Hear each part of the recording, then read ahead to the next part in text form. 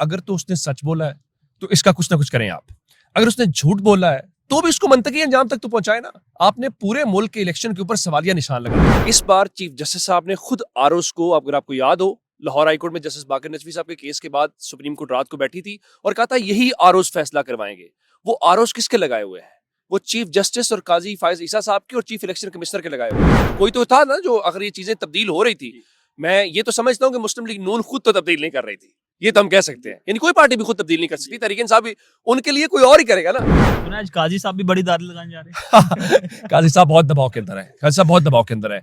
जो कुछ आरोज ने किया है उसकी जिम्मेदारी काजी फायज ईसा साहब के ऊपर आती है, वो माने या ना। उमर भाई, जो आज कमिश्नर रावलपिंडी ने इल्जामात लगाए हैं, इल्जामात कर लें, हकीकत कर लें, वो उनकी अपनी बात है। उसके अंदर उन्होंने सीधा सीधा कहा है कि इसके अंदर चीफ इलेक्शन कमिश्नर और जस्टिस चीफ जस्टिस मुलविस है। उन्होंने फौज का नहीं जिक्र किया, क्या वजह?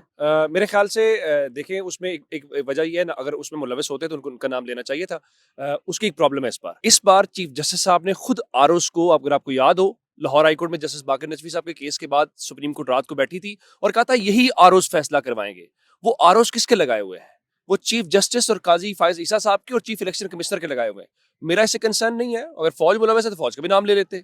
कोई तो था ना जो, अगर ये चीजें तब्दील हो रही थी, मैं ये तो समझता हूँ कि मुस्लिम लीग नून खुद तो तब्दील नहीं कर रही थी, ये तो हम कह सकते हैं, यानी कोई पार्टी भी खुद तब्दील नहीं कर सकती। तहरीक इंसाफ भी, उनके लिए कोई और ही करेगा ना, तो कोई और होगा। यानी अगर पीपल्स पार्टी के हक में बदले जा रहे हैं, तहरीक इंसाफ के, नून लीग के, तो कोई और था। अगर उसमें नाम था तो उनको लेना चाहिए। लेकिन असल सवाल ये नहीं है। असल सवाल ये है कि ये आज तहरीक इंसाफ शोर कर रही है, कल नून लीग कर रही थी, परसों कोई और करेगा। सवाल ये है कि कौन है जो पाकिस्तान के लोगों के मैंडेट को तब्दील करता है। देखें, ये बारिश सब की आनी है। तमाम तरह सियासी जमातें रो रही हैं कि हमारे सब रो रहे हैं। हमारे नून लीग को, पीपल पार्टी हो, आईपीपी हो, जेयूआई हो, पीटीआई हो, तमाम तरह सियासी जमातें रो रही हैं कि हमारे मैंडेट पे डाका डाला गया। देख रहे हैं, ये तो कोई ये एक रियासत का जुडिशियल इंक्वायरी नहीं बनी? बिल्कुल होनी चाहिए। एक और बात है, देखिए, रियासत का और मेरा आपस में क्या रिश्ता है। हम कहते हैं कि हक हुक्मरानी हम तय करेंगे, ठप्पा लगाएंगे। अगर आपको मुझे ये पता हो गया यार, मैं ठप्पा जो भी लगाऊं वो मैटर नहीं करता, तो ये रियासत का और शहरियों का रिश्ता तोड़ना बहुत बड़ा जुर्म है। दूसरी बात ये कि कुछ चैनल्स इसको ना मलिक रियाज से लिंक कर रहे हैं। बिल्कुल कर रहे हैं। तो क्या वजह है कि मलिक रियाज से लिंक कर रहे हैं, मियां सलीम इकबाल से लिंक कर रहे हैं कि प्रेस कॉन्फ्रेंस से कबल उनकी मियां सलीम इकबाल से मुलाकात हुई? हम इसको छोड़ देते हैं, हम इसको छोड़ देते हैं। हम मियां सलीम इकबाल को क्यों मुलाकात? मैं एक और बात कर देता हूँ। क्या अगर ऐसी सूरत हाल थी तो पाकिस्तान का मीडिया तहरीक इंसाफ को पहले नहीं दिखा रहा था ना?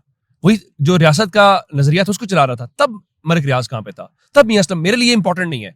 मेरे लिए इंपॉर्टेंट ये है कि अगर तो उसने सच बोला है तो इसका कुछ ना कुछ करें आप। अगर उसने झूठ बोला है तो भी उसको मंतकी अंजाम तक तो पहुंचाए ना। आपने पूरे मुल्क के इलेक्शन के ऊपर सवालिया निशान लगा दिया है। हम छोड़ देते हैं इसको, किसको फायदा हुआ, किसको नुकसान हुआ। असल बात यह है, इलेक्शन प्रोसेस इन क्वेश्चन हो गया है।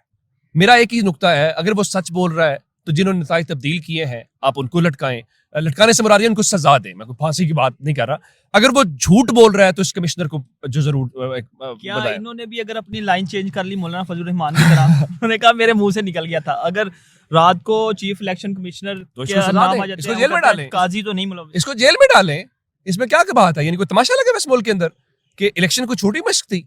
अब जो मुलविस है उसके खिलाफ आर्टिकल 6 लगे, जो भी आर्टिकल लगे। अगर सच बोल रहा है उनके खिलाफ लगे जिन पे इल्जाम लगा रहा है। अगर झूठ बोला तो इसके खिलाफ लगना चाहिए। कोई दूसरी राय नहीं है। मैंडेट जिसका है उसको देना चाहिए। मैंडेट देखें, मेरा कंसर्न ये नहीं है कि पीटीआई जीते या नून लीग जीते। मेरा कंसर्न ये है, अगर पाकिस्तान के लोग ये समझते हैं, मिसाल के तौर पे हम 3 लोग हैं, अगर 2 लोग फैसला करते हैं नून लीग तो मुझे एहतराम करना चाहिए। अगर 2 लोग फैसला करते हैं पीटीआई। असल बात ये है, मेरे ख्याल है सियासी जमातों का प्रॉब्लम हमारा क्या है, ये मौका परस्त है। अगर आज फायदा नून लीग को हो रहा है, वो आज दिफा करेंगे उस कमिश्नर का। वो कहेंगे ये पागल है, इसका ज़हनी दिमाग ठीक नहीं है। कल जब पीटीआई की सूरत हाल होगी, आपको याद होगा जनरल मुशर्रफ वाला अफगार, वो क्या कहते रहे, जजेस के दिमाग जो है। ये हमारी सियासी जमातों की बदकिस्मती है। उसूल तब होता है जब आपके खिलाफ जा रहा हो और आप उसूल के ऊपर स्टैंड लें। सुना आज काजी साहब भी बड़ी दाद लगाने जा रहे हैं। काजी साहब बहुत दबाव के अंदर है। काजी साहब बहुत दबाव के अंदर है। जो कुछ आरोज ने किया है उसकी जिम्मेदारी काजी फायज ईसा साहब के ऊपर आती है, वो माने या ना माने, एक बात। दूसरी बात यह है कि अब काजी साहब के ऊपर बराह रास्त आ गए। 2 बड़े मैच पड़ गए हैं, एक पीएसएल और एक काजी साहब इस वक्त जो अब हम वीडियो रिकॉर्ड कर रहे हैं तो मेरे पास इतलात ये है कि वहाँ 5 जजेस बैठे हुए चीफ जस्टिस के चैम्बर में, वहाँ मुशावरत हो रही है। मान नहीं रहा अभी। नहीं, वो ये मुशावरत हो रही है कि आया सोमोटो ले लिया जाए या फिर जो आईनी पिटीशन एक आई है धांधली वाली इलेक्शन, वो जिसके ऊपर बेंच भी बन गया, तो उसको सुन लिया जाए। अब इसके ऊपर फैसला मेरे ख्याल से काजी साहब जो है वो कहते तो रहे मैं पत्थर की लकीर और इलेक्शन करवा रही है। हमारी बदकिस्मती ये है कि 8 फरवरी वाले इलेक्शन के बाद हम बहरान में निकलने की बजाय मजीद फंस गए हैं। मेरी एक और बात, 8 फरवरी को इलेक्शन हुए, 10 दिन के बाद चीफ इलेक्शन कमिश्नर ने आज बयान क्यों दिया?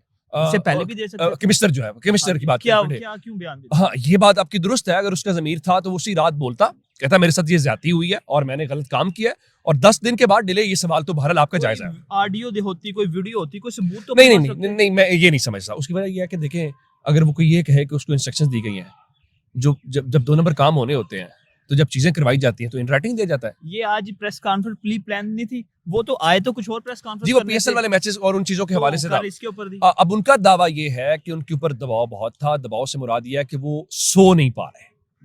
अब ये ज़मीर जागते हैं, अगर ज़मीर जाग गया है तो मेरा ख्याल ये है कि हमें उसका एहतराम कर लेना चाहिए, और हमें ये कहना चाहिए, देखिए हम ना उसका दिफा करते हैं, हमें कहना चाहिए थॉरो इन्वेस्टिगेशन, जो एक ऐसी इन्वेस्टिगेशन हो जो वाकईतन ईमानदारी से चीजों एक को। जीआईटी बने तमाम तर लोगों का, वो कि किसने क्या अब किया। उनकी जेटी ना बन जाए जिनके ऊपर इल्जाम है।